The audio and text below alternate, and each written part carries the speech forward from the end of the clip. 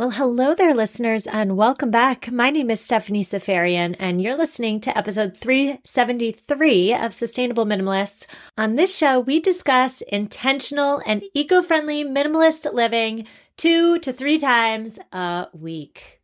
On today's show, we are discussing 8 very specific household items. Should we be replacing them and upgrading them at specific and short intervals?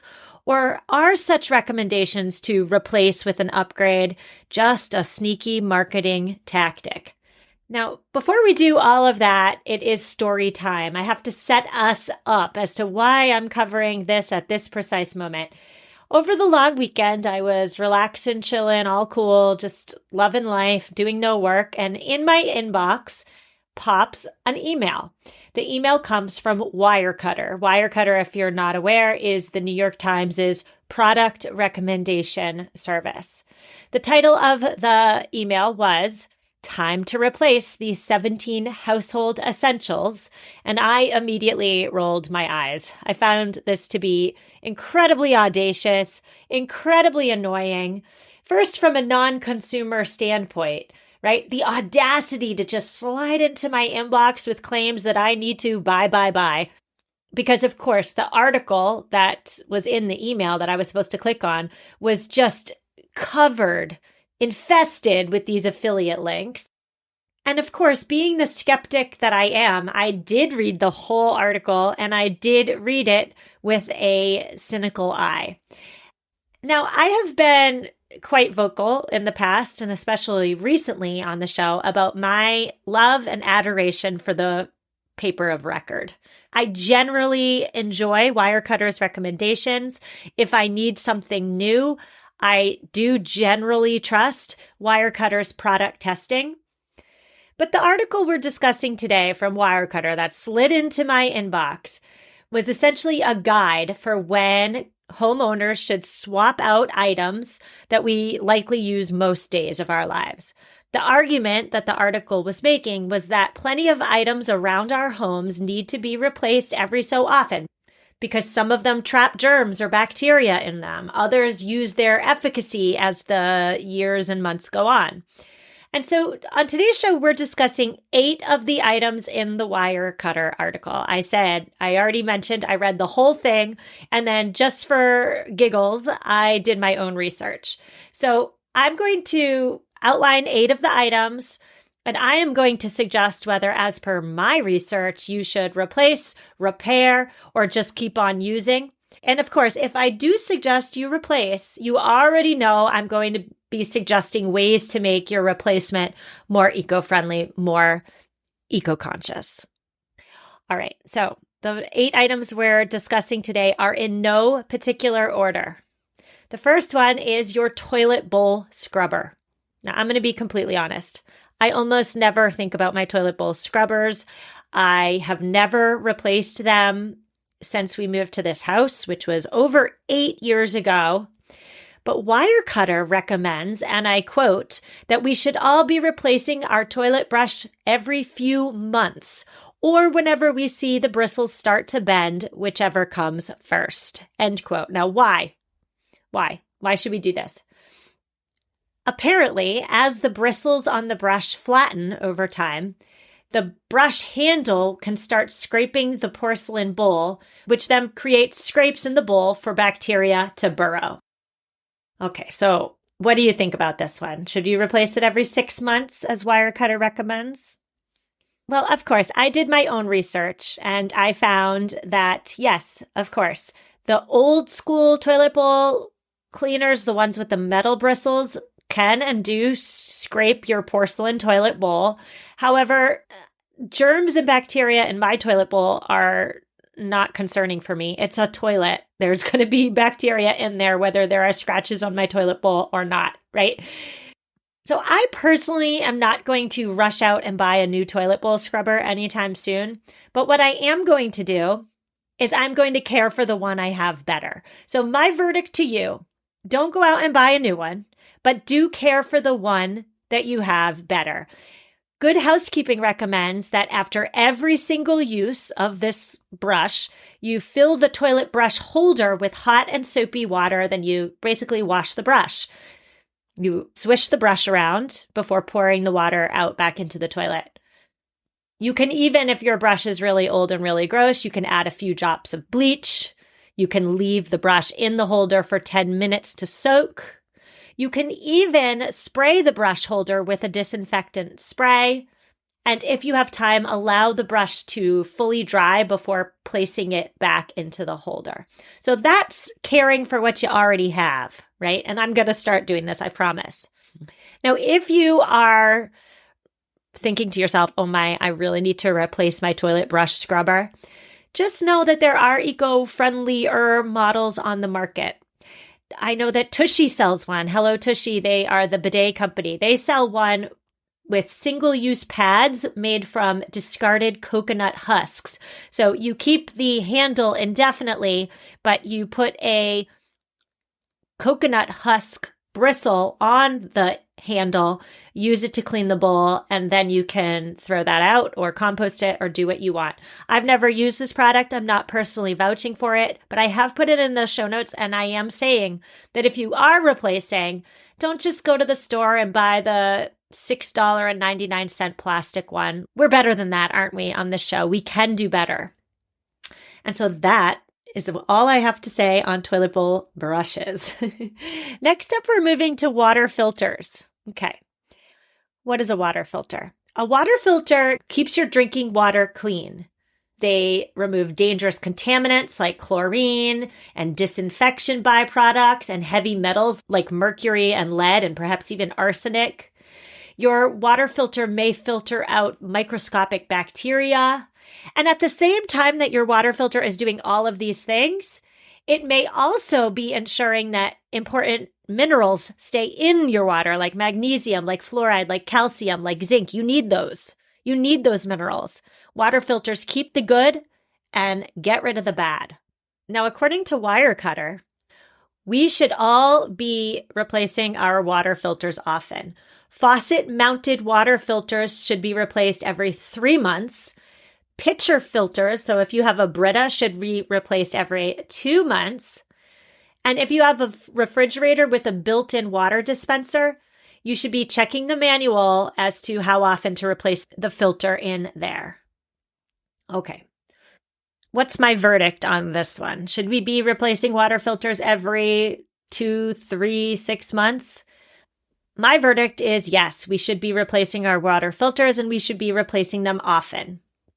Depending on the water quality in your location, your health may be at stake at this one, and we never mess with our health. So read the manual for whatever model filter you have and set an alert on your calendar, set a to-do task on your Google Calendar if you use Google, and go ahead and replace at the recommended interval. Now, if you don't have a water filter but think you might need one, it's been on your list of something you need to buy, I have heard it said that Berkey is the best, Berkey. I've linked to them in the show notes, and I'll just say, over April vacation, my family and I, we went away, and we stayed with family who had a Berkey water filter, and it was truly amazing. So I can now vouch for Berkey if you're in the market, linked in the show notes. Next up, we're moving on to sunscreen. Wirecutter says in their article that slid into my inbox, and I quote, "If you have a leftover bottle of sunscreen from last year, you might want to toss it. Sunscreen breaks down over time, and most bottles are labeled with an expiration date that's no more than 3 years from when you buy it. And if sunscreen is left in the car or in direct sunlight, it can deteriorate faster." End quote. All right. So it is now summer here in the Northeast where I live. It was really hot over Memorial Day weekend. And yes, I have already started putting last year's half a bottle's worth of sunscreen on myself and my children. I will continue to do that. I'm not going to waste half a bottle of sunscreen that is not past its expiration date. I will not do that. I will not, however, use sunscreen that is expired. as per the date on the bottle. I will not use expired sunscreen, but I will use perfectly decent sunscreen, and I will apply it to myself and my children liberally. Now, a few things to consider when buying sunscreen, because we're all going to be buying it this summer, aren't we? There are two main types of sunscreen. There are ones made with oxybenzone, and there are ones that are considered, quote, reef safe. So the oxybenzone ones are the ones that are quick and easy to apply. They come, usually in a spray bottle. They go on in 30 seconds or less. They smell interesting. They do not make your skin white, and they're cheaper, and they're all the name brands. That's oxybenzone. Oxybenzone filters ultraviolet light. However, it also harms coral reefs. Reef-safe sunscreen, by contrast, is made with minerals, not chemicals. And so these mineral-based sunscreens will have either titanium dioxide or zinc oxide as the main ingredient, the number one ingredient. I should also say here, too, that the chemical varieties, the oxybenzone ones, they are suspected to be carcinogenic. They have parabens often, which are linked to reproductive issues. Oxybenzone sunscreens may also be endocrine disruptors. So when you're buying sunscreen this summer, go further than reading the label. Read the ingredient list.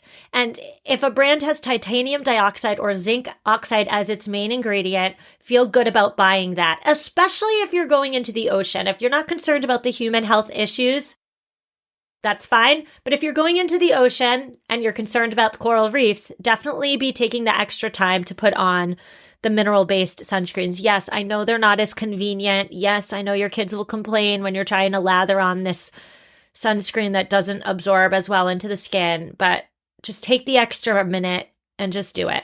And know that I'll be doing it at the pool and beach this summer right along with you. Okay, we're moving into another personal product, a beauty product, and that is mascara. According to Wirecutter, quote, germs and microbes can fester inside a mascara tube after the wand has gone from your eye to the tube several dozen times. It is smart to replace your mascara every 2 to 4 months. Dun dun dun. So I've heard a lot about microbes going into people's eyes via their mascara wands. And I'm not saying it doesn't happen, but I am saying it's probably quite rare. Like, have you ever heard of anybody get a severe eye infection or damaged vision from their mascara? I personally have not. I'm not saying it doesn't happen. I'm saying it's rare. And so my verdict here, what I have to say about the replacing of the mascara is that, of course, in a perfect world, you are already just naturally, without even thinking about it, replacing your mascara every 4-ish months anyway, because you're using it all. You're using it up. So when it comes to mascara, I do think that the common, advice, either use it up or do without, really works well here. If you have a tube of mascara from 2 years ago, perhaps ask yourself whether it's necessary for you to be replacing. So should you toss that mascara and bring a new tube of mascara into your home? Maybe not, because it doesn't sound like mascara is an important part of your beauty routine. So you can just toss the 2-year-old mascara and not replace it. Maybe replace it in 3 years when you have a wedding to go to and you decide you need mascara. I don't know. It's just a thought there. I personally use mascara almost every day of my life. And so I'm just going through mascara as per Wirecutter's recommendations because I use it every day. It's an important product to me. Now, I would be remiss if I didn't shout out Izzy Zero Waste Beauty here. I interviewed the founder on a previous episode. I'll link to it in the show notes. But Izzy Zero Waste Beauty sends you mascara in a stainless steel medical grade tube with a medical grade wand. You use the mascara, you send back the parts, the tube and the wand, and they'll send you more mascara. If you're interested in learning more, check out the link in the show notes. But I will say that after airing that interview, they asked if I wanted to try the product, and I absolutely love Izzy's mascara. It's the best mascara I have used. It's clean ingredients and it's circular, zero waste, no waste to see here. So check it out if you're in the market for some innovative and highly effective mascara. So we're going to take our ad break, and when we get back, we're going to talk about surge protectors. It's fun. Surge protectors, nobody ever thinks is like fun, but I'm going to teach you something with surge protectors. I'll see you in a minute. Imagine sleeping at your favorite hotel every single night. That's exactly what slipping into Attitude's clean bamboo sheets feel like. When we say it's the most comfortable fabric you'll ever sleep on, we mean it. And right now, Attitude is offering Sustainable Minimalist listeners 25% off their first bedding order with code SUSTAINABLE. I sleep on Attitude sheets, and I'll admit at first I was a little skeptical. Why change cotton? Why change what's working? But these days, our clean bamboo sheets from Attitude are our favorite sheets, especially in the warm months. They are cool, they are soft, they are luxurious, and I am a major fan. Don't forget, you can get 25% off your bedding order for a limited time when you visit ettitude.com/sustainable. That's ettitude.com/sustainable, ettitude.com/sustainable. If you consider yourself a sustainable minimalist, you already know that what you eat matters. That's why I'm proud to partner with Green Chef, the only certified organic meal kit company. Now, I'll admit, I was skeptical. I'm not a fan of the waste in most of these meal kits, but I was happy to learn that Green Chef is the only meal kit that offsets 100% of its carbon footprint and 100% of the plastic in every box. There is some plastic inside for food safety reasons, but the box insulation is plant-based, and lots of what's inside is also made from 100% post-consumer waste. Now, if you're wondering how the food tastes, that's really darn good. Think seasonal and organic produce. If you know cooking from scratch is best, but sometimes you need a little help, Green Chef's got you. Go to greenchef.com/sustainable60 and use code sustainable60 to get 60% off plus free shipping. That's greenchef.com/sustainable60. If you're struggling with what to get your dad this Father's Day, give him the gift of a fun way to get outside and explore with his own electric e-bike. Sure, you could stick with the same old tie or pocket knife or grill accessory, but why not switch it up with a gift that he'll want to use every chance he gets? Electric bikes are the next big thing, and that's because they are super fun to ride. Mine transforms my day-to-day errands into adventures. And I absolutely love taking my e-bike on some errands, so I'm not using my gas-guzzling car. Skip the played-out gifts this Father's Day and give the dads in your life the gift of adventure with electric e-bikes. Visit lectricebikes.com to learn more and explore the epic models Lectric has to offer. LECTRIC ebikes.com. And we're back. On today's show, we are discussing whether we should upgrade and replace certain household items, including our toilet bowl scrubber, our water filters, our sunscreen, and our mascara. And now we are on to surge protectors. First off, let's get on the same page. What is a surge protector? Now, I'll be completely honest. I'm really showing my ignorance here. I'm just shouting my ignorance from the rooftops. But I'm not sure I understood that a surge protector was different than a power strip. I can't believe I'm saying that out loud, but it's my truth, all right? A surge protector protects our important electronics from a sudden voltage increase from power. So like a power surge, okay? Once a surge protector detects excess voltage, it will absorb and then divert the electric current from the devices, from our important devices, and into the ground. This will prevent damaging our televisions, our computers, our essential medical equipment, etc. Now, Wirecutter says that if your surge protectors lack an auto shut-off feature, you should be replacing them every 3 to 5 years. If you don't, they'll just continue passing power to your devices and the surge protection is worn out, and so they'll basically just become a power strip. Wirecutter also recommends replacing surge protectors after any large electric event, like multiple outages over and over again, a lightning strike nearby, anything like that, replace your surge protectors. A surge protector, I think I've made clear, but let's just really drill down my point. A surge protector may look like a power strip, but they are different. They both can plug in multiple devices, but only one can divert a surge of electricity. So what is my verdict here? Now that I've educated myself all on the importance of surge protectors, my verdict here is to first determine whether you have surge protectors in your house or simple power strips. If you have expensive electronics that you don't want to break when there's a surge of power, perhaps you should consider replacing that surge protector. I mean, let's, pay a little bit for a new surge protector and potentially save your gigantic flat screen television from breaking. I would say that's a no-brainer. However, I would not suggest replacing all your power strips with surge protectors, with brand new surge protectors. That is a total waste of money and resources. So let's go into my bedroom for a minute, okay?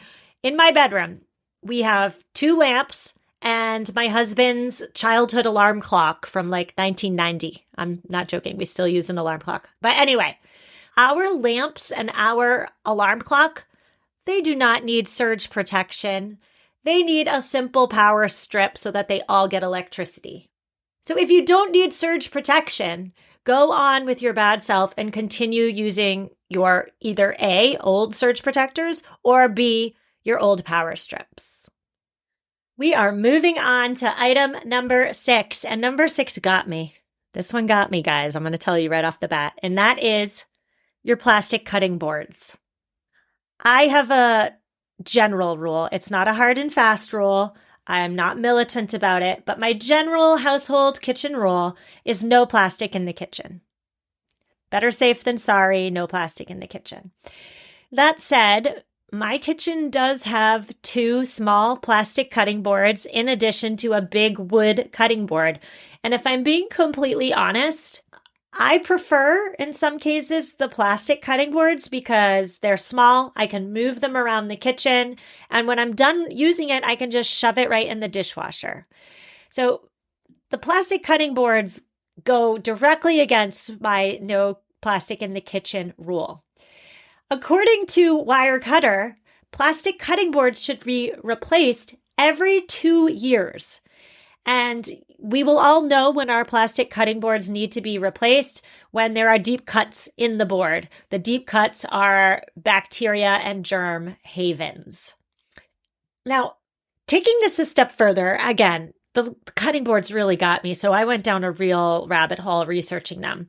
Plastic cutting boards are usually made of either high-density polyethylene or polypropylene. Plastic boards are actually bad for our knives. They dull our knives faster than wood cutting boards. Oh, and can I just pause here and make an aside? If you're looking for a gift idea for somebody in your life for you, so maybe your birthday's coming up, maybe around the holidays, you don't want a thing, but you want a service, ask somebody in your life to get your kitchen knives professionally sharpened. This is an aside. We're not talking about cutting boards right now. We're talking about knives because that's how my brain works. It goes from thing to thing to thing. But last Christmas, my husband said, "What do you want for Christmas?" I didn't want a thing. I don't need anything. I have everything I need and more. However, I did need a service. I needed my knives sharpened. And we have one of those knife sharpening blocks, but it just wasn't doing it. My knives were dull. And so he took all my knives to a kitchen store down the road and he got them all professionally sharpened. And oh my goodness, it's like cutting with new knives. We're now 6 months later after Christmas, but best gift I've ever asked for, best gift I've ever received. That's an aside. We're no longer talking about knives. We're talking about cutting boards again, but just a gift idea for yourself or for a loved one. All right, back to cutting boards.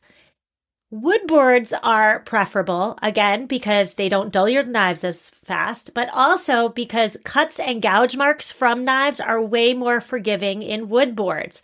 Wood boards tend to self-heal over time if you care for them properly. So again, if you care for your wood board, they will last way longer than plastic boards and they will look phenomenal for years and years. So what's my verdict here? My verdict is that I am going to stop being lazy and stop relying on my dishwasher-friendly plastic cutting boards because, again, I do have a rule, no plastic in the kitchen, and I need to stop being hypocritical about it. So I suggest that if we have wood boards, if we all have wood boards in our home, we actually care for what we own. We care for our wood boards. I have linked to a very comprehensive article as to how exactly to care for your wood cutting board in this week's show notes. But basically, after every use, you just wash it. You just scrub your board with a sponge and hot soapy water.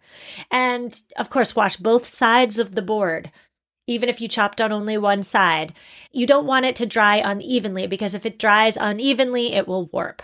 Speaking of dry boards, you also need to oil it. That's as simple as buying an $8 bottle of mineral oil and putting it on with a rag every once in a while. So care for your wood board.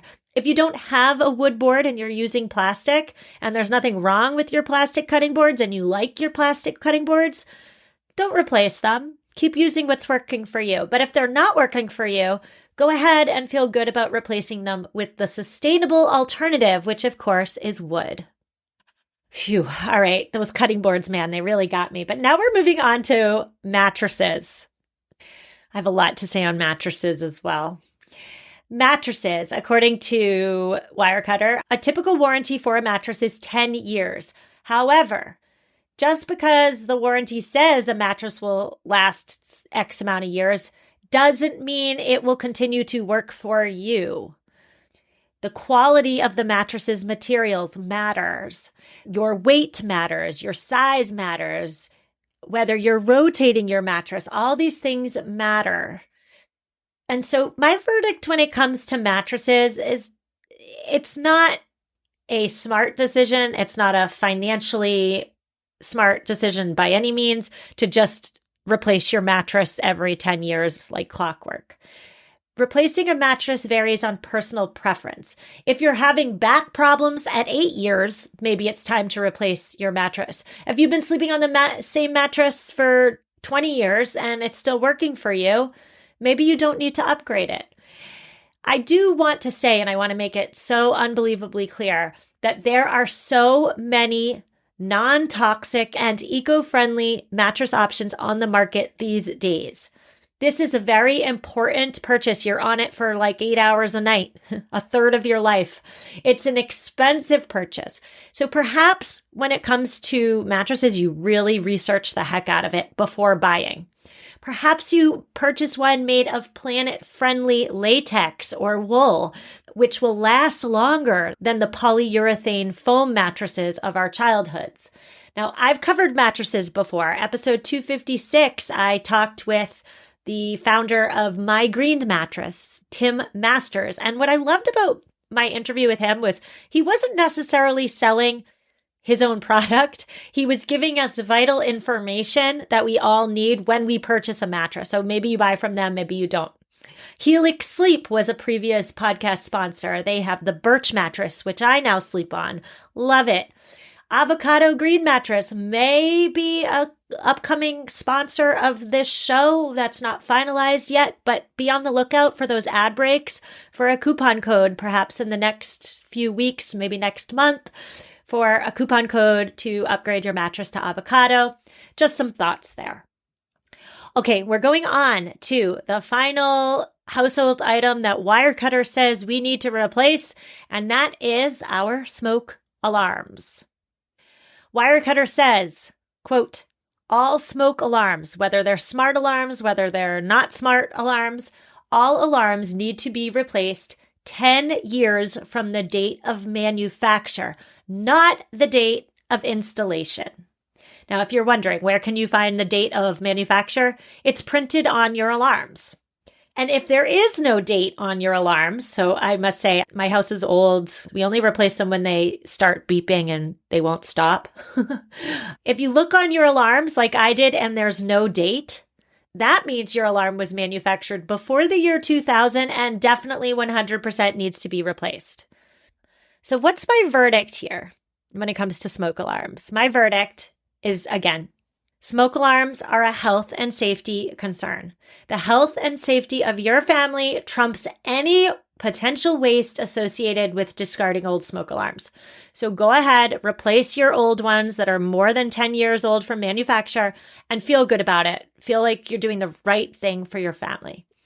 The question, though, does become, when you upgrade, do you upgrade to a smart smoke alarm? A traditional smoke alarm, we all know and love them, right? When you're home, they beep. A smart alarm is different. They are able to directly contact you even when you're away. They could contact a trusted contact. So let's say you're on vacation.